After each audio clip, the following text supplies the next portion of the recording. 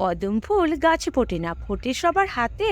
এই রকম কদম ফুলই পিঠে পেলে সবাই ফোটাবে মুখে।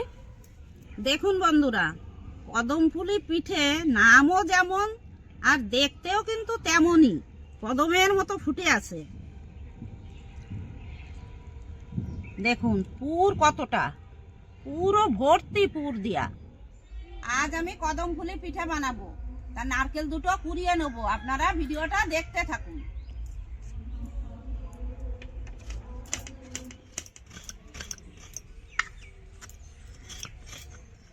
নারকেলটা কোরানো হয়ে গেছে, এখন আমি পুর বানিয়ে নেব।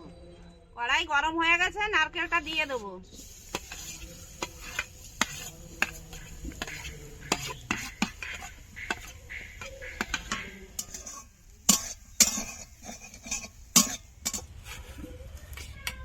গুড় দিয়ে দেব।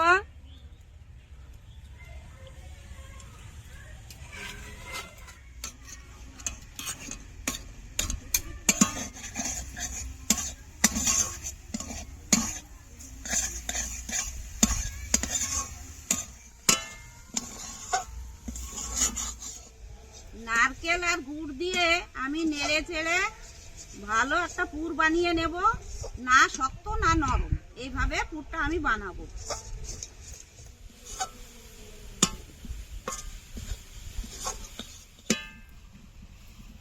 পুরটা বানানো হয়ে গেছে, এখন আমি তুলে নেব।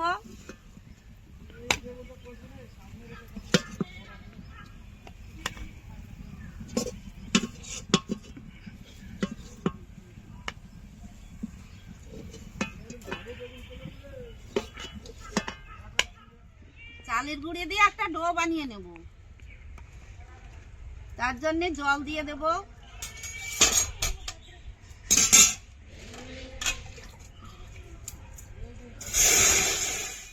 জল গরম হয়ে গেছে, একটু লবণ দিয়ে দেব, চালের গুঁড়ি দিয়ে দেব।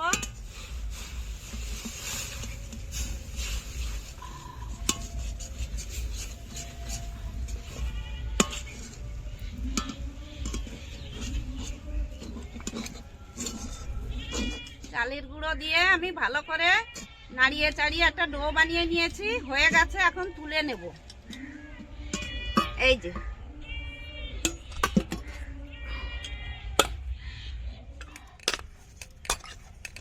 ডোটা কিন্তু ভালো করে মসৃণ করে মেখে নিতে হবে। ভালো মাখা না হলে পিঠেগুলো ফেটে যাবে। পুরটা নিয়ে ভালো করে গোল করে নেব, বাটির ভিতর দিয়ে দেব। এবার বন্ধ করে দেব।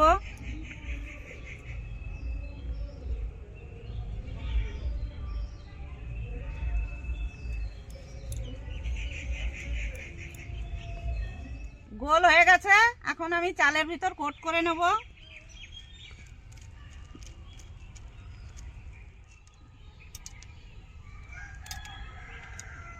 এই যে একটা হয়ে গেছে, দেখুন।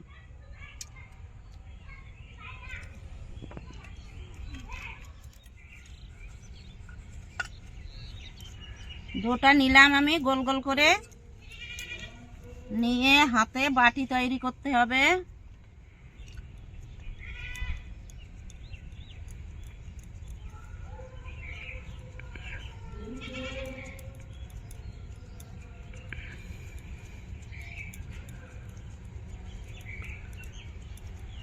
এই যে বাটিটা তৈরি হয়ে গেল, এর ভিতরে এখনো পুর দিয়ে দেব,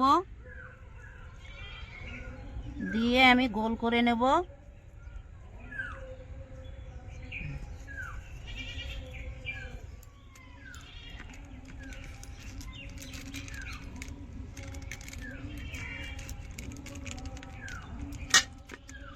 এই যে ভেজানো চাল দিয়ে আমি কোট করে নিলাম, এই যে হয়ে গেছে।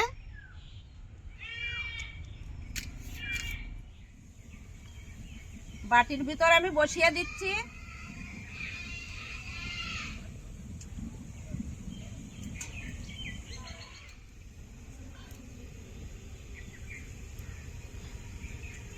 জল গরম হয়ে গেছে, আমি বাটিতে বসিয়ে দিলাম,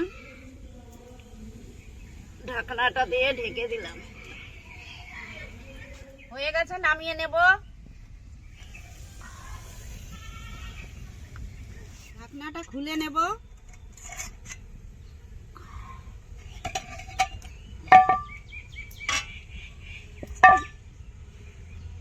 কত সুন্দর হয়ে গেছে পিঠেটা। আমি 5 থেকে 7 মিনিট ভাপিয়ে নিয়েছি, এখন নামিয়ে নেব। দেখুন কত সুন্দর ফুলে গেছে কদমফুলি পিঠে।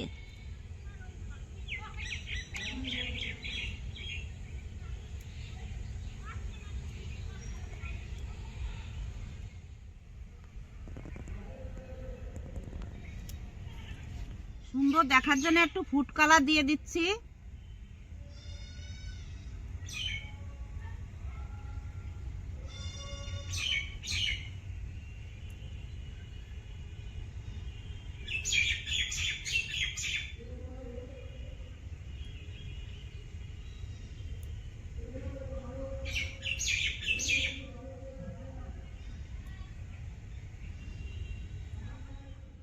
দেখুন বন্ধুরা, কদমফুলি পিঠে নামও যেমন আর দেখতেও কিন্তু তেমনই, কদমের মতো ফুটে আছে।